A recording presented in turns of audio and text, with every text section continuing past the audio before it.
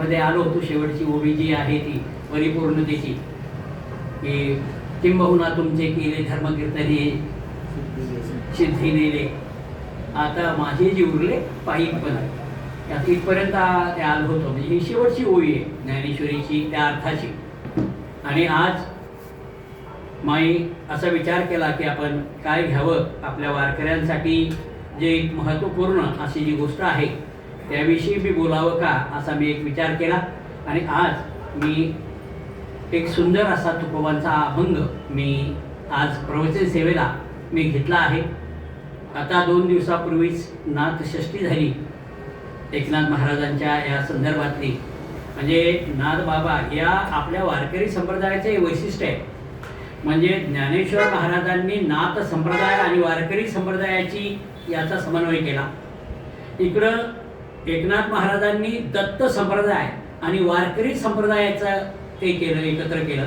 म्हणजे या वारकरी संप्रदाय असा हा शैव वैष्णव शाक्य अगदी नाथ आणि दत्त संप्रदाय याचा सार म्हणजे आपला वारकरी संप्रदाय.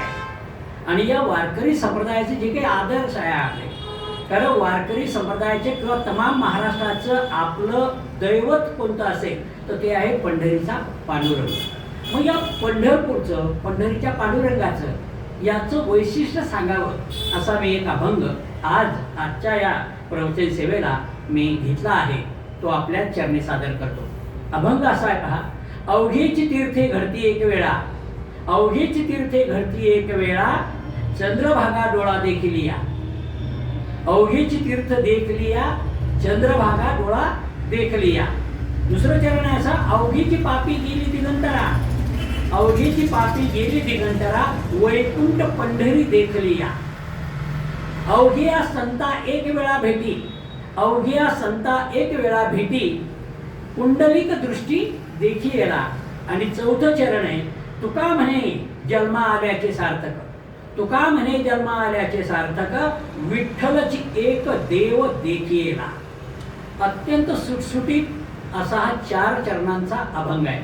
आणि या 4 चरणांच्या अभंगामध्ये तुकाराम महाराजांनी आपल्या महाराष्ट्राच्या किंवा वारकरी संप्रदायाच्या, भागवत धर्माचा, सनातन धर्माचं जे काही शाश्वत जीवनमूल्य आहे तेच या अभंगामधून प्रकट केलेले आहे.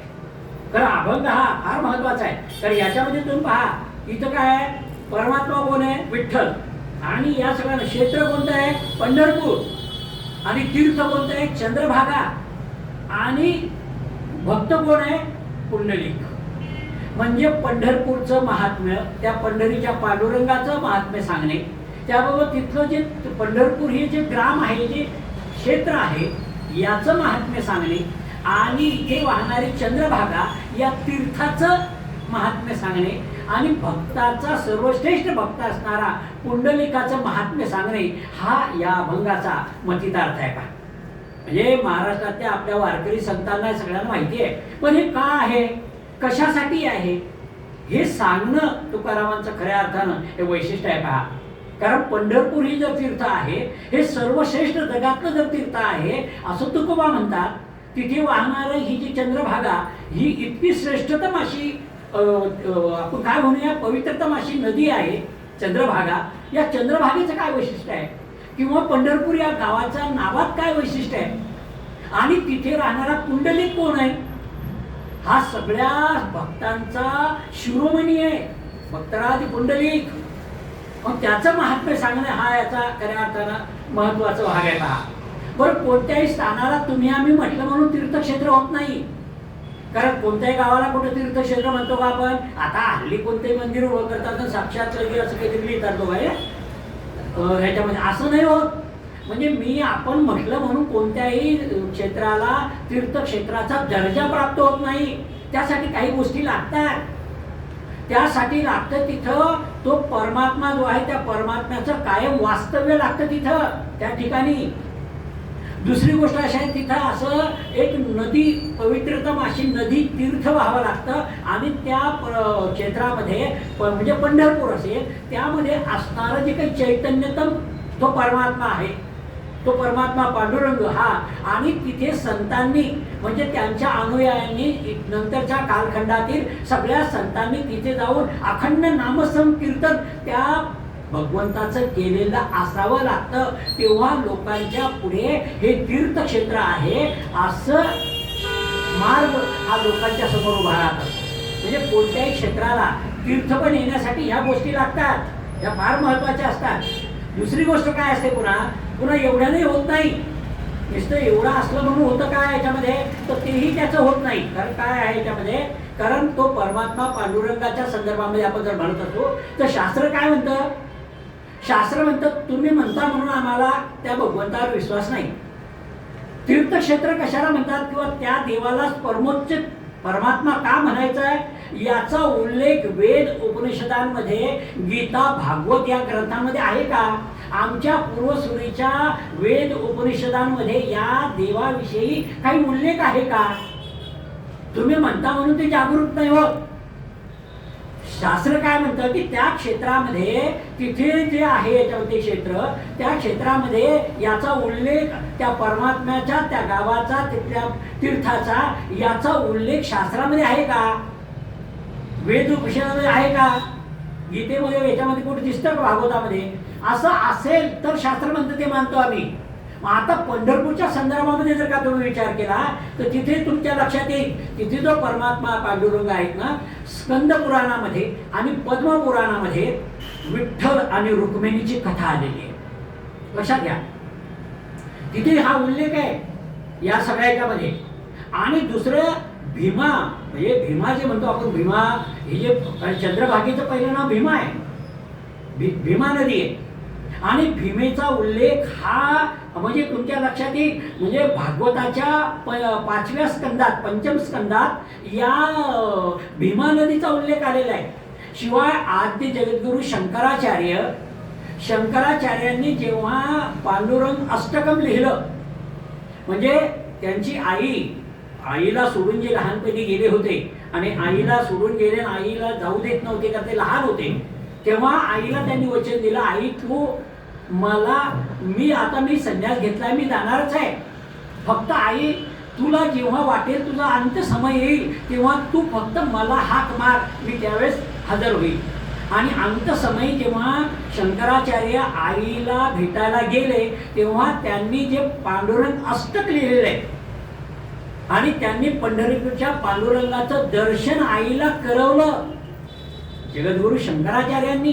आणि त्यांनी लिहिलंय पांडुरंग अष्टकम. त्याच्यामध्ये पहिला श्लोक आहे त्या 8 मधला, महायोग पीठे तटे भीमरत्या वरम पुंडरीकाय दातून मुनिंद्रे समागतम तमानंद कंदम परब्रह्मलिंगम भजे पांडुरंगम. हे पहिलंच याच्यामध्ये, म्हणजे महायोग पीठे तटे भीमरत्या, भीमा नदीच्या काठावर महायोग पीठ आहे, तिथे शक्तीपीठ आहे, योगाच्या पीठांचंही पीठ महायोग पीठ. तटे भीमरथ्या वरम पुंडरीकाय दातून मंदिरी, तिथे त्या पंढरपूरमध्ये ते सगळ्यात श्रेष्ठतम असं पीठ आहे पंढरपूर. सगळ्या चारही पीठांचंही पीठ महायोग पीठ आहे. आपण 4 शक्तीपीठ म्हणतो ना शंकराचार्यांनी केलेले, शंकराचार्यामध्ये महायोग पीठ आहे पंढरपूर. या सगळ्यांची शक्ती कुठे बसते? पंढरपूरमध्ये बसते. तटे भीमरत्या, भीमेच्या काठावर. आणि तिथे पंढरपूरमध्ये असणारा भक्तराज पुंडलिक जो आहे ना, याला आशीर्वाद देण्यासाठी भगवंत अनेक मुनींना घेऊन तिथे आले त्याला आशीर्वाद देण्यासाठी. असं हे तीर्थक्षेत्र आहे. म्हणून भीमा नदी, म्हणजे याच्यात तुम्ही लक्षात घ्या, हे भीमा हे महत्वाचं ते तीर्थक्षेत्र आहे. म्हणजे याच्यामध्ये हा उल्लेख जो आहे भीमारथी याच्यामधला, तो उल्लेख आहे शास्त्रामध्ये. म्हणजे याचा अर्थ पहा, जे जे शास्त्र म्हणतं की तुमच्या पुराणांमध्ये याच्यामध्ये भागवत, गीता, भागवत याच्यात उल्लेख आहे का? उपनिषदांमध्ये आहे का? पुराणांमध्ये त्याचा उल्लेख आहे का? तो आहे. स्कंद पुराण सांगितलं आपण, पद्मपुराण पाहिलं, भागवताच्या पंचम स्कंदामधलं पाहिलं. शंकराचार्य, जगद्गुरु शंकराचार्यांनी आपल्या अष्टकामध्ये, म्हणजे पांडुरंग अष्टकामध्ये पहिल्याच अष्टकाचा उल्लेख केलेला आहे की या ठिकाणी सर्वश्रेष्ठ असणारं हे तीर्थ आहे, हे मान्य झालेलं आहे. लक्षात घ्या. आणि का आहे म्हणून मग ते म्हणताय म्हणून तुमच्या लक्षात येईल. म्हणून तुकाराम महाराज आपल्या अभंगाच्या या चरणामध्ये असं म्हणतात पहिल्या याच्यामध्ये, अवघीची तीर्थे घडती एक वेळ चंद्रभागा डोळा देखलिया. ते म्हणतात की तुम्हाला इतर कुठेही जायची गरज नाही, इतर तीर्थालाही जाण्याची तुम्हाला गरज नाही. सगळ्या तीर्थांचं तीर्थ किंवा दर्शन तुम्हाला घ्यायचं असेल तर तुम्ही कुठं जाऊ नका. अवघीची तीर्थे घडती एक वेळा चंद्रभागा डोळा देखलिया. आपल्याला माहिती आहे शास्त्रानुसार पाहिलं तर जवळजवळ 3-3.5 कोटी तीर्थ आहे जगात.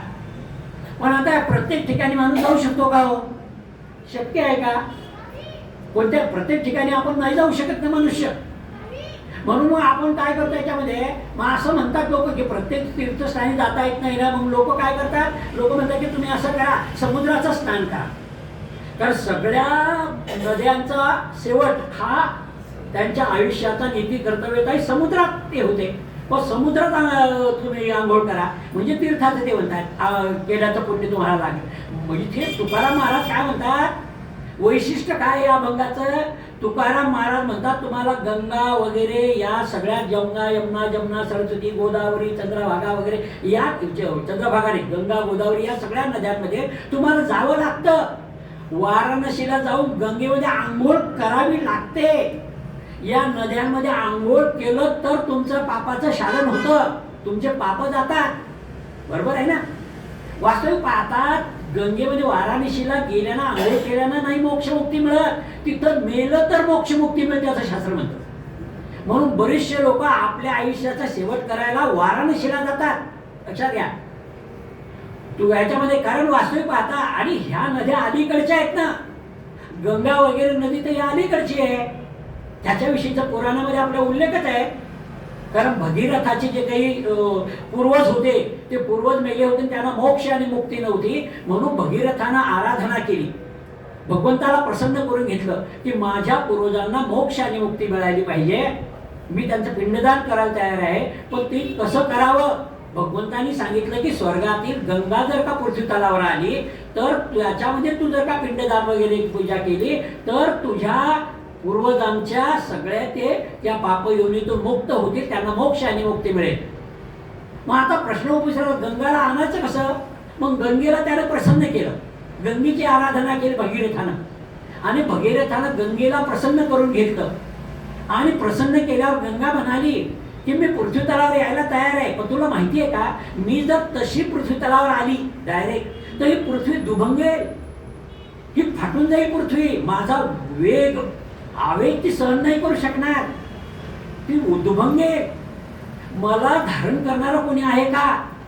ही पहिली अट होती गंगेची, दुसरी अट होती गंगेची, पहिली अट ही होती याच्यामध्ये. मग त्यानं काय केलं, मग महादेवाला भगीरथानं प्रसन्न करून घेतलं की भगवंता तुम्ही जे जसं विष हलाहल तुम्ही धारण केलं तसं या गंगेचा ओघही तुम्ही धारण करावा.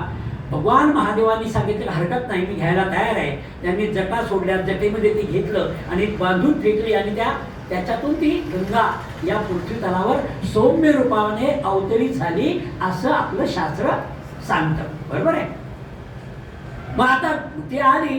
दुसरी अट गंगेची काय होती, दुसरी अट गंगेची होती की मी इथे आले पृथ्वी तलावर, हे सगळे लोक येतील त्या गंगेमध्ये वाराणसी वगैरे इकडे येतील, तिथं स्नान करतील, आपल्या पापातून मुक्त होतील. पण या पापी लोकांचं पाप धुता धुता मी पापी होईल, त्याचं काय. मग त्याचं काय. तेव्हा भगीरथ म्हणाले माते तू या पृथ्वी तलावर ये, आमच्या या जसं हे पापी लोकांचं पाप शालन करण्याची क्षमता तुझ्यात आहे तसंच या पृथ्वी तलावर असे संत आहेत जे तीर्थालाही पवित्र करतात, तू ये. म्हणून संत हे तीर्थांना पवित्र करत असतात. दर 4 वर्षांनी माणसं आपलं पाप धुवून तिथं जातात आणि 4 वर्षांनी 12 वर्षांनी ते कुंभमेळा भरतो. सगळे साधू वगैरे तिथे जाऊन तिथे जे पूजा अर्चा स्नान वगैरे करतात, जी साधना करतात, त्या तीर्थाला आलेलं मलिन पण ते दूर करत असतात. हे तीर्थाला श्रेष्ठपण फक्त भगवंत आणि संतच आणू शकतात, दुसरं कोणीही आणू शकत नाही. म्हणून संतांचं काय हे महात्म्य आहे आपल्या वारकरी किंवा एकंदरच आपल्या संतांचं. त्यातल्या त्यात वारकरी संतांची ही परंपरा आहे. की तिथे. म्हणून आजही आपण, तुम्ही जे गुरुजींसोबत आले आहेत त्यांना माहिती आहे, आपण गुरुजींसोबत गेलो तर कोणत्याही तीर्थक्षेत्रावर गेल्यावर गुरुजी काय करतात, प्रत्येकाला एक एक कापराची एक वडी घेऊन तिथे ते होम करायला लावतात प्रत्येकाला त्या काठावर. संतांनी तिथलं, कारण काय होतं आपल्या इकडे लोकांची समज आहे याच्यामध्ये, आपण गेलो तिथे आंघोळ केली की आपण पवित्र, पाप गेलं आपलं. पाप गेलं ही चांगली गोष्ट आहे, जर जात याच्यामध्ये पाप गेलं हे चांगली गोष्ट आहे, पण तुम्ही परत आल्यावर म्हणजे तुम्ही चांगलं वागावं आता इथून पुढे, याच्यासाठी ते पाप गेलेलं आहे. नाही तर मग तुम्ही तिथं पाप गेला आता पुन्हा पुढचं खातं उघडा, असं नाही चालत ते. पण आपल्या इकडे लोक पाहा, तुम्ही आंघोळ केल्यानंतर आता आम्ही आलो ते केस काढून लगे येतात लगे तिकडे, असं नाही हो. लक्षात घ्या, याचा अर्थ तुम्ही आलात, तुम्हाला तो पश्चाताप झाला होता म्हणून तुमच्या पापाचं शालन करण्यासाठी तुम्ही गेला, पापातून मुक्त होण्यासाठी गेला. आता तुम्ही चांगलं वर्तन करा. हे उर्वरित आयुष्य जे आहेत ना आता, हे समाज उपयोगी कार्यासाठी तुम्ही खर्च करावं, तुम्ही आदर्शवत समाजासाठी जगावं, ही अपेक्षा आहे आपल्या धर्माची, संप्रदायाची. म्हणून ते म्हणतात, पण आता तुकाराम काय म्हणतात, या ठिकाणी तुम्ही गेलात तर या ठिकाणी तुम्ही गेलात तुम्हाला आंघोळ करावी लागते, पण मात्र पंढरपूरला त्याची गरज नाही. अवघीची तीर्थ घडती एक वेळा, चंद्रभागा डोळा देखलिया, ते म्हणतात जाऊ द्या तिथं आंघोळ करावी लागते. इथं तेही नाही, तू चंद्रभागा डोळ्यानं पाहत खरी, की चंद्रभागा नुसते डोळ्यानं पाहिली तरी तुमच्या पापाचं शालन होतं. हा जो एक लक्षात घ्या का आहे, कारण ही पवित्रतम अशी श्रेष्ठतम असं तीर्थ आहे. हे तीर्थांचंही तीर्थ आहे. आधीच नव्हते काही, आधी बसवली पंढरी पांडुरंगानं, पहिली पंढरपूर बसवलं, नंतर या सृष्टीची निर्मिती केली असं शास्त्र सांगतं आपलं. तेव्हा आपलं आराध्य कुठं असेल, कोणत्या परमपिता परमात्मा जर या देवांचा देव कोण असेल तो पंढरीचा पांडुरंग आहे. म्हणून चंद्रभागा, या चंद्रभागेमध्ये याच्यामध्ये होतात की याच्यामध्ये नुसतं डोळ्यानं पाहिली तरी तुमचं पाप जातं. अवघेची तीर्थे घडते एक वेळा, चंद्रभागा डोळा देखील, सगळ्या तीर्थांचं पुण्य तुमच्या पदरात पडतं, फक्त चंद्रभागा डोळ्यानं पाहिली तरीही. म्हणून वारकरी संप्रदायामध्ये सगळे लोक जे पंढरपूरला जातात, इतके 20-25 लाख लोक आषाढी एकादशीला आणि कार्तिकीला असतात. कार्तिक एकादशीला तर तुमच्या लक्षात येते, गंगेच्या चंद्रभागेमध्ये स्नान करतात, नंतर पांडुरंगाच्या दर्शनाला जातात. नाही आंघोळ जरी हातपाय तरी धुतील, गुळणा तरी करतील, श्रद्धा. तर हे काय आहे, हे आहे ते अवघेची तीर्थे घडती एक वेळा, चंद्रभागा डोळा देखील, हा याच्यामध्ये कारण हे पवित्रतम तीर्थांचं ही तीर्थ आहे असं तुकारामांचं म्हणणं आहे. पहा, तुकाराम म्हणतात या सगळ्या तीर्थांचं पुण्य तुम्हाला यानं मिळतं, इतका पवित्र तीर्थ आहे चंद्रभागा. दुसऱ्या याच्यामध्ये तुमच्या लक्षात येते होतात, दुसरं जे चरण आहे ना ते बरोबर काय, अवघीची पापी गेली जाती दिगंतरा, अवघेची पापी जाती दिगंतरा, वैकुंठ पंढरी देखलिया.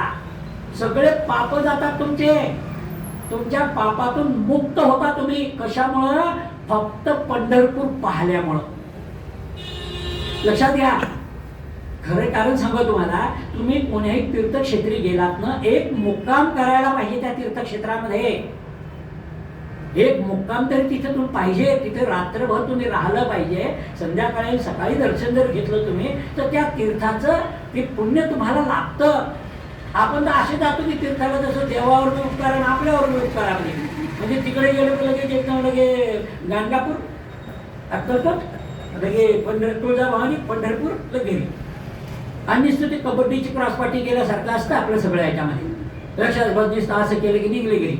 काय म्हणजे आपली धड, आपण श्रद्धावान बी नाही अश्रद्धही नाही, आपण अशा कैचीच सापडलेले लोक आहोत याच्यामध्ये. इथं ते काय म्हणतात, तुम्ही बाकी तीर्थामध्ये तुम्ही जाता, तुमचं पापाचं क्षालन जे होतं ना त्याच्यामध्ये अवघीची पापी गेली दिगंतरा, फक्त वैकुंठ पंढरी डोळ्यानं पहा तुम्ही. आणि याच्यामध्ये तुमच्या लक्षात येईल, हे जे सगळं ते आहे त्याच्यामध्ये भूवैकुंठ आहे, पंढरी भूवैकुंठ आहे, जिथं माणसाचा म्हणजे भक्ताचा आणि भगवंताचं एकरूपत्व होतं. तिथं वय कुंठित होतं म्हणजे वैकुंठ, जिथं वय थांबतं वैकुंठ होतं म्हणजे माणसाला परमात्म्याची प्राप्ती झाली, तेव्हा त्याला आता जन्म मरणाचं बंधन राहत नाही, म्हणून त्याचं वय तिथं कुंठित होतं, संपला मुद्दा आता, म्हणून ते वैकुंठ आहे. हे भूवैकुंठ आहे. पंढरपूरला जर तुम्ही राहिलात, या भूवैकुंठात तुम्ही डोळ्यानं नुसतं पाहिलं तरी ते म्हणतात पापे तुमची दिगंतरा जातात. एवढं सोपं आहे याच्यामध्ये. स्कंद पुराणामध्ये एकदा यांनी म्हणजे स्कंद मुनींनी एकदा प्रश्न विचारला होता. पहा, शास्त्रामध्ये एक वचन आहे की महादेवाला प्रश्न विचारला की भगवंत असं कोणतं क्षेत्र नाही का हो या पृथ्वी तलावर की जिथं परमात्माही सर्वश्रेष्ठ आहे, जे तीर्थक्षेत्रही सर्वश्रेष्ठ आहे, जे क्षेत्र म्हणजे गावही क्षेत्र सर्वश्रेष्ठ आहे आणि जिथं भक्तही सर्वश्रेष्ठ आहे. तेव्हा महादेवांनी पंढरपूरकडे उल्लेख केला, बोट दाखवलं होतं की पंढरपूर हे एकमेव तीर्थ आहे या जगातलं जिथं सगळ्या श्रेष्ठतम गोष्टींचा समन्वय झालेला तुम्हाला दिसतो. ते एकमेव स्थळ आहे ते पंढरपूर. पंढरपूरच्या पांडुरंगाचा पहिला वारकरी भगवान महादेव आहे. वारकरी पहिला जेव्हा भगवंताला भेटायला, जेव्हा पांडुरंगाला भेटायला महादेव गेले त्या आत मंदिरात, तेव्हा त्यांनी पाहिलं आपला सर्वश्रेष्ठ भक्त हा महादेव आपल्या भेटीला आला. भगवंत पुढे झाले, त्याला डोक्यावर घेतलं, म्हणून पंढरपूरच्या पांडुरंगाच्या डोक्यावर पिंड आहे महादेवाची. महादेवाची पिंड आहे. हो, लक्षात घ्या की हे जे आहे की भगवंताचं सर्वश्रेष्ठ असणारं जे पंढरपूर तीर्थ आहेत ना, कारण इथं सर्वत्र म्हणजे प्राचीन काळापासून अत्यंत ऋषी मुनींचे फार मोठं अशी साधना केलेलं केंद्र आहे ते पंढरपूर. म्हणून ते म्हणतात की पंढरपूर हे याच्यामध्ये आहे. बरं, आता तुमच्या लक्षात येईल की काही जे आता म्हणजे काही जे पाप आहेत आपण पाहिलं की काही याच्यामध्ये म्हणजे सर्व तीर्थाचं श्रेष्ठ पहिल्या आपण चरणामध्ये पाहिलं अवघीची तीर्थे घडते, एक वेळा चंद्रभागा डोळा देखील, सगळ्या तीर्थांचं पुण्य तुम्हाला मिळतं. दुसऱ्याच्या ते पापे गेली दिगंतरा, तुमचे पाप सगळे जातात. वास्तविकता लक्षात घ्या, पाप जाणे वास्तविकता याच्यामध्ये तुमच्या लक्षात येईल इतके पापाचे प्रकार अनेक आहे. असं म्हणतात लोक, याच्यामध्ये शास्त्रामध्ये एक वचन आहे भाषेच्यामध्ये की माणसाच्या शरीरावर 3.5 कोटी रोम आहे, छिद्र आहे, केस आपण ज्याला म्हणतो की नाही, 3.5 कोटी आहे. त्याने घाम येतो आपल्याला, ते 3.5 कोटी आहे. आणि शास्त्र म्हणते त्या प्रत्येक केशाच्या छिद्राच्या मुळाशी एक पाप राहतं. म्हणून हे 3.5 कोटी पाप जर तुम्हाला जायचे असेल, नष्ट करायचे असतील, तर तुम्ही करू नका. तुम्ही फक्त पंढरपूर डोळ्यानं पहा, फक्त डोळ्यानं पहा, तुमचे सगळे पाप नष्ट होऊन जातात. एवढं असं सर्वश्रेष्ठ असणारं हे तीर्थक्षेत्र आहे. म्हणून तेव्हा याच्यामध्ये जे आपल्याला जाणवतं याच्यामध्ये की हा जो भाग आहे आणि इथे याच्यामध्ये होता की काही जर पाप म्हणजे चंद्रभागेत स्नान करूनही काही शिल्लक राहिलं असेल तर ते सगळं याच्यानं नष्ट होतं पंढरपूरला पाहिल्यानं. बरेच लोक शास्त्र सांगते की 9 प्रकारचे पाप आहेत, पण दुसरी गोष्ट तुमच्या लक्षात घ्या, 3 प्रकारचे. काही वाचिक आणि मानसिक पाप माणसाकडून घडत असतं. काही कोणाला आपण मारतो ह्याच्यामध्ये असताना ते पाप असेल. काही वाचेनं कोणाबद्दल अपशब्द बोललो असेल, माघारी कोणाच्या बोलणं, कुचाटक्या करणं, त्याची उणीधुणी काढणं, हे सुद्धा पाप आहे बरं. हे म्हणजे आपण त्याच्या सामने बोललं पाहिजे असं नाही. आणि मानसिक सुद्धा कोणाच्या बद्दल जळणे, त्याचा मत्सर करणे, त्याचं श्रेष्ठपण पाहून मनामध्ये दुःखी होणे, कष्टी होणे, त्याला शाप देणे, हे पापच आहे. म्हणजे काही वाचिक मानसिक हे सुद्धा पाप आहे. काही पाप जे असतात त्याच्यामध्ये पाप एक साधारण पाप, महापाप आणि काही महापाप असतात. महापाप मात्र तुमच्या लक्षात येईल, महापाप फार कठीण असतं. महापाप 5 प्रकारचे सांगितलेले शास्त्रांनी. महापाप ब्रह्महत्या, गोहत्या, लक्षात घ्या, गुरुपत्नीशी समागम, व्यसन, दारू वगैरे पिणे, सोन्याची चोरी करणे, हे महापापामध्ये येतं. आणि महापाप असेल तर तिथं त्याचं क्षालन होत नाही, ते भोगावं लागतं तुम्हाला. बाकी पापांना तुम्हाला ती काही क्षमा मिळेल, पण मात्र महापापांना मात्र त्याच्या क्षमा नाहीये, त्याचं प्रायचित्त घ्यावं लागतं. त्याचं शास्त्रामध्ये त्याचं प्रायचित्त घ्यावं लागतं, नुसतं असं नाही होत याच्यामध्ये. म्हणून ते म्हणतात याच्यामध्ये की पंढरी. आणि तुकाराम काय म्हणतात की तुमचं हेही पाप जातं, तुमचं कायिक वाचिक मानसिक 9 प्रकारचे पाप, जे जे पाप महापाप असेल ना, हे सगळे पाप जातात. एवढं ते कशानं? फक्त डोळाभर तुम्ही पंढरपूरला पाहत खरी, नका राहू, पाय तर ठेवा. त्या पंढरपूरला जा आणि पंढरपूरला गेल्यानंतर असा अंगावर काटा येतो, बरं शहारा येतो की ज्या असं अभिमान वाटतो. मी तुम्हाला सांगितलं मागे याच्यामध्ये की पंढरपूरच्या पांडुरंगाचं दर्शन घ्यायला गेलं ना, त्या मूर्तीवर नुसतं डोकं ठेवलं तर मी ओक्साबोक्षी 3 वेळा रडलेलो आहे. असं धारा लागतात डोळ्यातून तिथे गेल्यावर. याचं काय होतंय, याचं मला असं वाटतं मी भाग्यवान आहे की महाराष्ट्रामध्ये जन्माला आलो. एक तर मनुष्य योनीमध्ये जन्माला आलो, त्यातल्या त्यात जिथे ज्ञानोबा, तुकोबा, छत्रपती शिवाजी महाराज ज्या महाराष्ट्रात जन्माला आले, त्या महाराष्ट्रात मला जन्म मिळाला. आणि ज्या पायावर ज्ञानेश्वरांनी, नामदेवांनी, तुकोबांनी, या सगळ्या संतांनी डोकं ठेवलं, त्याच्यावर डोकं ठेवण्याचं भाग्य मला मिळालं. याच्यापेक्षा काय पुण्य पाहिजे हो मला? एवढं मोठं असं हे स्थान आहे ज्यानं तुमचंही पाप जातं. म्हणून तिथे गेल्यावर तिथली माती कपाळाला लावा. त्या संतांच्या पायाची ती धूळ आहे. संत ज्या मार्गी जाती त्यांची लागो मधमाती. त्यांच्या पायाची माती मला लागावी. म्हणजे ते माती म्हणजे प्रत्यक्ष त्याचा अर्थ माती घेऊन नाही. माती याचा अर्थ काय आहे की ते ज्या मार्गाने गेले त्या मार्गाने जाण्याची बुद्धी मला लाभो. त्या संतांच्या मार्गाचं मी अनुकरण नाही, अनुसरण नाही करायचं, अनुशीलन करायचं. लक्षात घ्यायचं. अनुकरण करणं वाईट आहे. अनुकरण म्हणजे झेरॉक्स होण्यासारखं पाप नाही कोणतं. दुसऱ्यासारखं कधीच व्हायचं नाही. त्याच्यासारखं पण आपलं स्वतःचं अस्तित्व ठेवून त्याच्यासारखं तो आदर्श घ्यायचा आहे. त्याच्यासारखं नाही घ्यायचं. कोणी अशी शाल घेतो म्हणून काही राजकारणी लोक अशी शाल घ्यायला लागले मागे, आहे ना त्याच्यामध्ये. तिकडे स्वामी विवेकानंद असे ते करतात म्हणून लगे सुखदास महाराजांचे फोटो लावले ते काढणं पोस्टरवर. लक्षात घ्या, असं नाही. तुम्ही त्यांना मानता, चांगली गोष्ट आहे, मुद्दा त्याचा नाही आहे. पण तुम्ही तसं नाटक करणं वाईट आहे. त्यांच्या विचाराचं अनुशीलन करा. त्यांचे विचार आपल्या जीवनामध्ये आणा. हे खरं महत्वाचं आहे. म्हणून संत ज्या मार्गे जाती त्यांची लागोमत माती, हे जे आहेत ना, हे याच्यासाठी पहा. दुसरी गोष्ट काय असते पहा, आपण जे कर्म करतो तर कर्म केल्यानंतर काहीतरी पाप घडणारच आहे, पाप किंवा पुण्य. तुम्ही सत्कर्म केलं तर पुण्यात जमा होईल आणि वाईट कर्म केलं तर पापात रूपांतर होतं. म्हणजे काय आहे, एक याच्यामध्ये आपल्या याच्यात लक्षात येतात याच्यामध्ये की 3 कर्म याच्या संदर्भात आपल्याला जाणवतात. त्याच्यामध्ये एक आहे संचित कर्म, दुसरं आहे क्रियमान कर्म आणि तिसरं आहे प्रारब्ध कर्म. या 3 कर्म आपण जे करतो याच्यातून 3 पाप निर्माण होतात. संचित पाप तयार होतं. म्हणजे आपलं पाप जन्म काही जर झाला असेल तर त्या पापाचा संचय होतो, संचित होतं, ते साठवल्या जातं. आणि काही पाप अशा असतात, त्या काही पापांचं शालन किंवा काही पापांचं प्रायचित्त हे तात्काळ आहे. काहींचं महिन्यानंतर आहे कर्माचं केलेलं त्याचं फळ. जे पाप निर्माण केलं कर्म कराल त्याचं फळ निश्चित आहे. काही कर्माचे फळ तात्काळ आहे, काही कर्माचे फळ महिन्यानं, काही वर्षांतरानं, काही जन्मांतराने मिळतात. लक्षात घ्या. हे दिवा लावला आपण इथं, हात लावल्यावर तुम्ही चटकाय.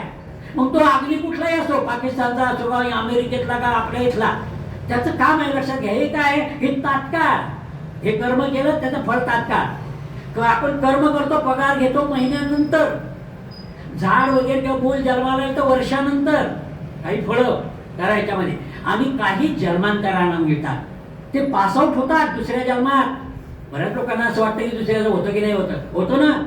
तुम्ही मला सांगा, मी इथं कर्ज काढलं होतं घराला, हाऊस लोन, बुलढाण्याला असताना. मग माझी बदली झाली होती अकोटला. मग ते तिथं आलं लोन माझ्या बाबावर होती तिथं. पण मला असं नव्हतं म्हणता येत मी तर बुलढाण्याच्या बँकेत काढेल, मी नाही भरत. तसं त्याला ते पाप तुमचं इथलंय, पण भोगा तुम्हाला तिथेही लागेल. जे जे कर्म तुम्ही कराल, कर्माची गती इतकी खराब आहे, तुम्ही कर्म कराल त्याचं फळ मिळणारच आहे. ते त्याच्यातून कोणीच सुटत नाही. म्हणून जे पहिलं याच्यामध्ये आहे संचित कर्म आणि क्रियमान कर्म. आपण जे कर्म करतो आता पुढे चांगलं व्हावं म्हणून जे काही चांगलं कर्म करतो, किंवा तरी सुद्धा कळत नकळत आपल्या हातून कधी कधी वाईट कर्म होतात. प्रत्येकाच्या हातून होतात.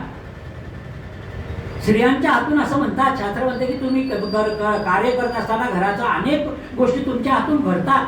म्हणजे ते कळत नकळत पाप घडतं. म्हणजे तुम्ही सारवताना असेल, मुंग्या झाडताना असेल, काही मुंग्या मरतात, काही निवडताना काही किडे गिडे तेही मरतात. हो पाहा तुम्ही, या लाकूड आपण टाकतो त्यात काही आळ्या वगैरे काही असण्याची शक्यता असते. या सगळ्या गोष्टी तुम्ही पहा. म्हणून शास्त्र काय म्हणतं, गृहिणीनं उठल्याबरोबर जेव्हा अग्नी प्रज्वलित कराल तर त्या अग्नीमध्ये त्या अग्नीची पूजा करून तिथे काही पदार्थ जर पहिला तिला अर्पण करा. तुमच्या दारावर गाय किंवा भिक्षुक आला असेल तर त्याला तुम्ही पोटभर तरी त्याला सुद्धा तुम्ही तिला घालावं. कारण तुमच्या दारावरून कोणीच विन्मुख जाऊ नये, हे आपल्या आदर्श संस्कृतीचं प्रतीक आहे. म्हणून आपल्या इकडे आजही मला आठवतं, माझ्या घरामध्ये खेड्यामध्ये असताना तेव्हा दुरड्या होत्या पहा भाकरी पोळ्या ठेवायला.